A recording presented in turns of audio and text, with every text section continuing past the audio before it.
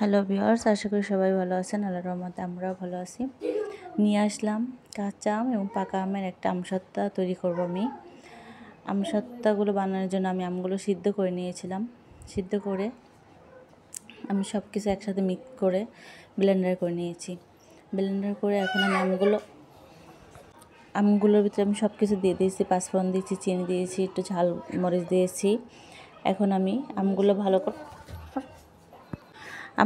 ভালো করে আরও একদম শুকনো শুকনো করে তারপরে আমি রোদ দেবো। তো আমার আমগুলো হয়ে গেছে। কালার দেখেন, প্রথম কালারটা কী ছিল আর এখন কালারটা কী আসছে। তো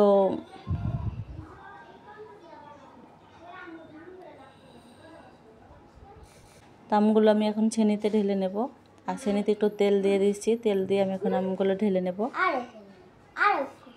আমি ঢেলে নিয়েছি। এখন আমগুলো আমি ঢেলে তেলগুলো দিয়ে পরে তেল দিয়ে আমি ভালো করে করে নিয়েছি, যাতে আমটা তাড়াতাড়ি করে উঠে যায়। আমগুলো আমি ঢেলে নিলাম।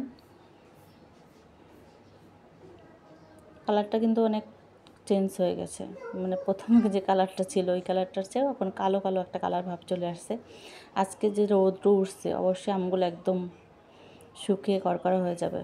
তো ভিডিওটা ভালো লাগলে লাইক, কমেন্ট, শেয়ার করতে ভুলবেন না।